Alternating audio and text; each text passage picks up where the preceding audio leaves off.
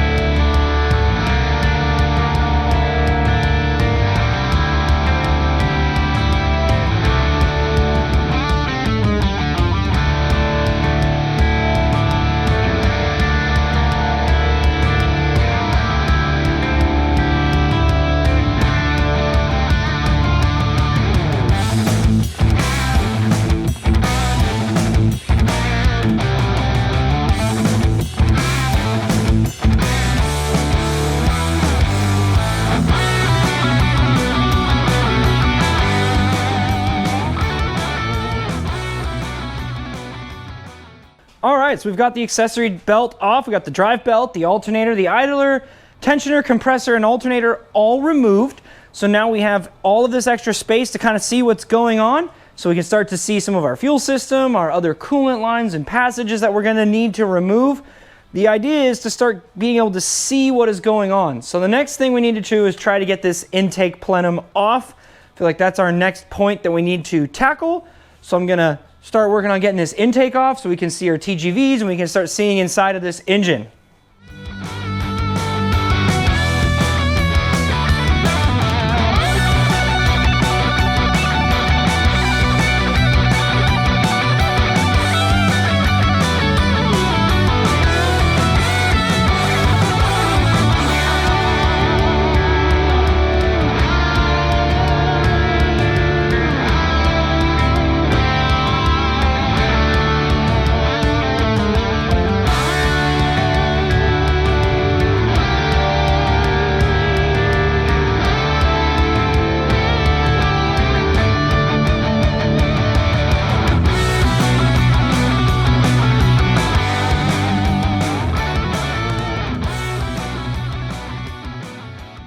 Alrighty guys, so we have the intake off. And there was a lot that went on when we took this thing off, so I'm gonna try to go over with you guys some of the stuff. First of all, we have our bolts that went in here on both sides. That is the main bolts for the intake, but there's also like a support bracket bolt here. You've got a sensor mounting point here that you have to unbolt as well. Also, there's a bunch of hidden hoses like this hose here, your hoses here, the coolant hoses over here that go into our throttle body. So we had to make sure that all of that was removed. Pro tip when taking apart an engine, especially for the first time if you've never done it, go slow. Gently pull up on things, gently pry, don't force anything, because that's always when you're gonna break it. So I kept lifting up on the intake gently, and I could be like, it's hung up on something.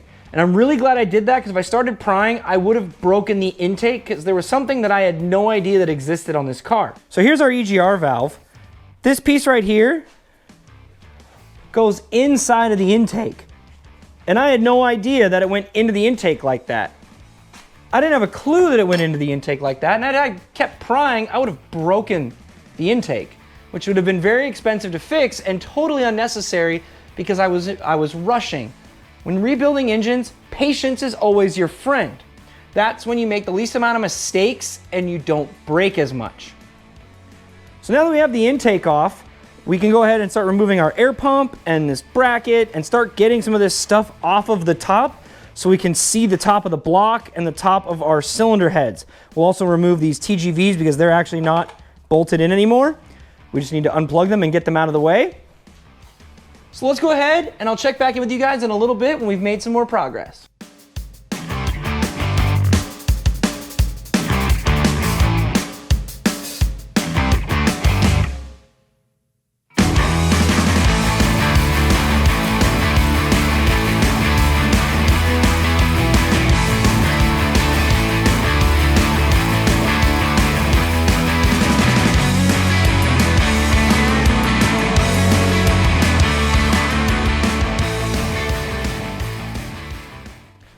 All right, quick pause for another teaching lesson. A couple things that you guys might notice I'm doing is I'm putting all of these bolts back. That's so I know where they go. If there's a bolt there, I know there was something that was bolted there. When I do it this way at home, it results in there being no extra parts. So the last thing we want is to have extra parts left over. So I put all the bolts back where I took them out from, so I can figure it out later. The other thing is this foam. This stuff is sound deadening for the direct injection system. For those of you who didn't know, direct injection systems are actually very loud. There's a reason that all cars with DI systems run a lot of this foam. It is sound deadening, so you don't hear it. If you don't run this stuff, the engine is a lot louder and it can actually sound like it's broken. So they put this on there to help sound deaden the direct injection system, which is why you're seeing it on top of all those fuel lines. That's the direct injection system. So they put this stuff on there to help with sound deadening. Right now it's just in my way, but when we put the car back together, you betcha we're putting the sound deadening back on. We don't want this thing to be any louder from the fuel system. This is a street car, so we need to put the stuff back, but this is why it's there. It's sound deadening for the direct injection system. And with that piece off, we can now see half of our DI system. Here's the direct injection fuel rail, fuel pressure sensor, and the fuel line that feeds the passenger side cylinder head with fuel. And we can see right here, here's our injector connectors, which go directly into the combustion chamber. I am going to try and pull this engine out without removing the injectors and just removing this fuel pipe, because I have a feeling this will need to be replaced, but I'm hoping I can get away with not replacing the direct injection seals, but we will have to see on that. Now that we have this side more torn apart, we're gonna go ahead and try to do the same to this side and get all of that stuff exposed and start getting this wire harness out of here so we can have some more room to work.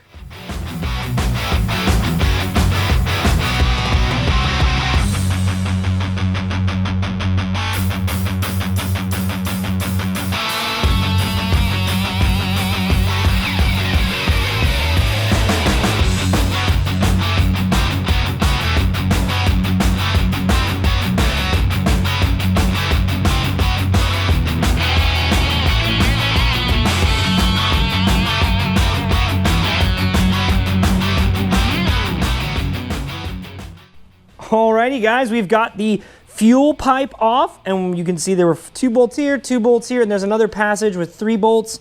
We unhooked the coolant hose from this EGR system and our front coolant hose that goes down to cool down the turbo, and we were able to remove our top coolant pipe. Here's the coolant pipe over here that you guys can see. There's all of our hoses. I'm purposely leaving these hoses on so that way then it's easier when I put the car back together to know where everything goes. Up next, we're gonna go ahead and remove this wire harness. It's got connectors that run all the way down to here, which I've unplugged a couple from part of the job, over, up, around, and to the other side. The great thing about modern wire harnesses is they almost route themselves. But if you're not sure where something goes, try this tip. If you're not sure where something goes, label it. Put a piece of tape right here, wrap it around, and label what it's for. Like this would be injector passenger side front. Or you could put injector cylinder 1, whatever you want to do. That way when you put it all back together, you know where every single connector goes. Same goes for hoses, vacuum lines, anything. You can label anything with tape, so when you put the engine back together, you know where it goes. Usually when you've been doing it as long as I have, you can just remember, or I can always cheat and look back at these videos and see where something came from. So let's go ahead and let's get this wire harness off. You said you want a little less time lapse, so let's go ahead and get this wire harness removed. There's 2 10s for the coils. Once those are out, we can just remove our coils and not bother unplugging them. At this point, because we're taking the whole harness off, there is no need for unplugging those coils. These do have like a metal retainer on the connector to help hold it so they don't fall off. That's a big improvement from EJs. If anyone has an EJ, you know all the coil problems that we have. Looks like down here we've got an O2 sensor that needs to be unplugged. So we'll go ahead and we'll unplug it. And then there's a bracket here for the wire harness that I can't see the tab for.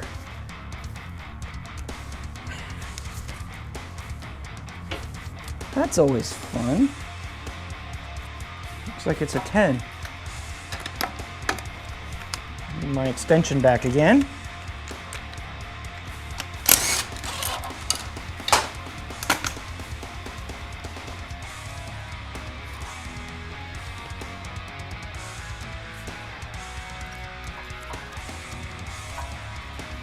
Oh, that bracket was on that cooling system, so I can't undo that bracket yet. Let's put that bolt back.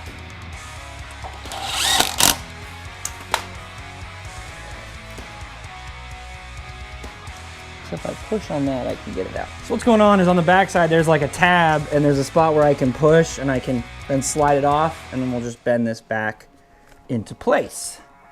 I don't usually recommend bending things, but sometimes you can bend on metal and it will bend back.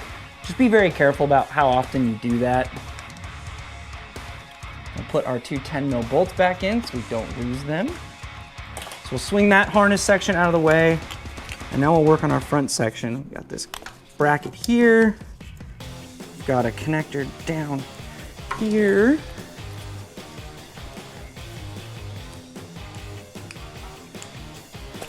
All right, we got that connector off. Now we can move back onto the front side of the engine and finish unplugging everything. All right, so we have another O2 sensor, so we'll just go ahead and we'll unplug it. This time I have access to the bracket, so I'll just push down, release that tab. We'll unclip this guy. We'll unclip this guy. Release the tab. Unplug that guy. Plug our sensor. Move our dust cap to expose our connector. Oh, that's cool. It's just a little teeny tiny guy. Hopefully that comes off. This is a very interesting way of doing it, but at the same time, I'm not super surprised. Just unscrew our sensor. I honestly thought this was gonna be like a ground or something, so fooled me. So we don't lose it, we'll screw it back in. Kind of looks like a pressure sensor to me.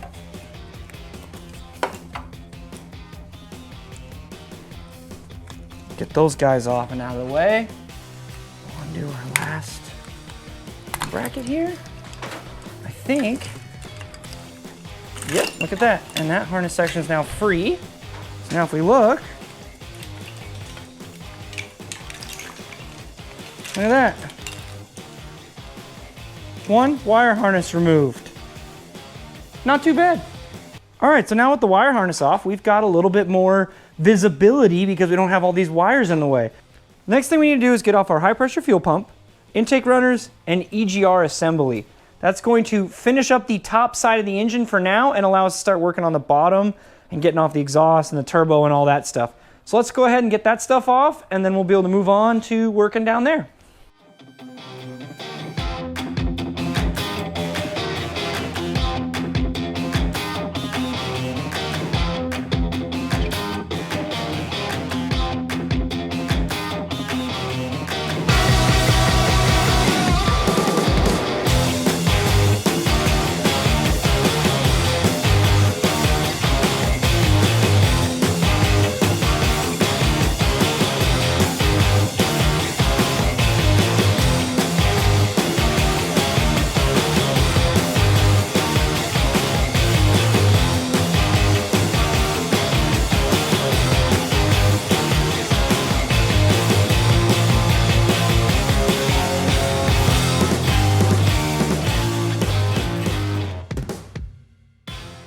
Oh.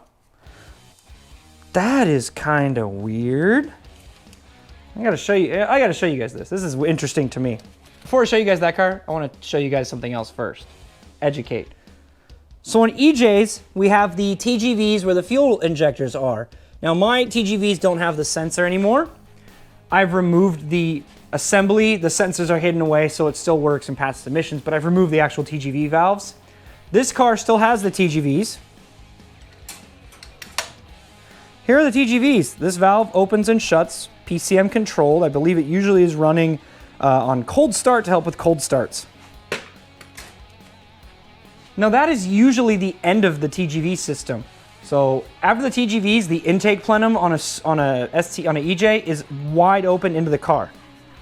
These after the TGVs have these spacers that go all the way through them.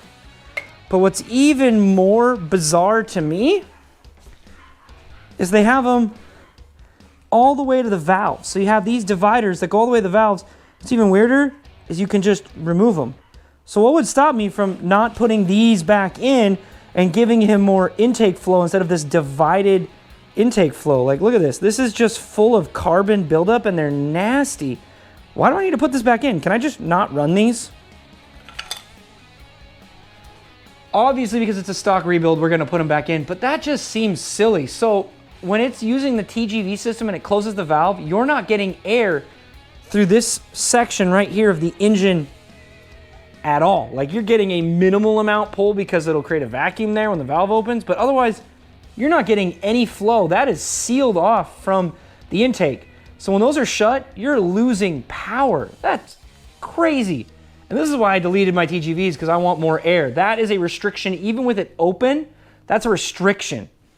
This will cause a restriction and will cause turbulent air, whereas without it, that's free flowing. So that's just something really weird I saw. Let's go ahead and take the other side off. Before we move on, I want to just give you guys one quick little lesson, and then we'll get back to tearing this thing apart. This motor has direct injection, which in my opinion has one major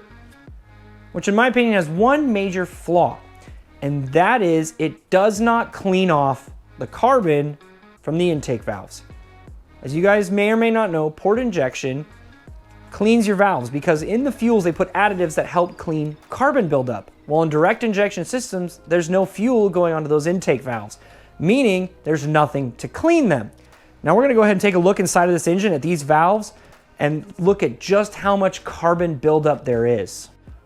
All right, so you guys take a look down in there. You can see down there the carbon buildup on top of that valve.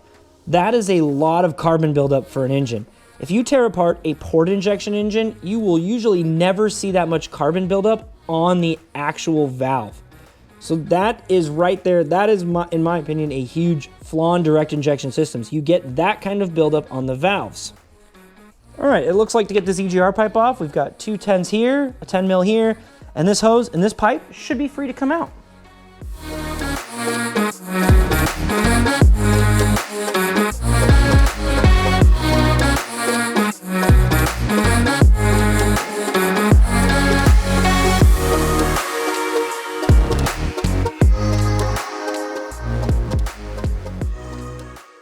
Alrighty guys, I did not realize how long this video was getting, so I'm going to end it right here.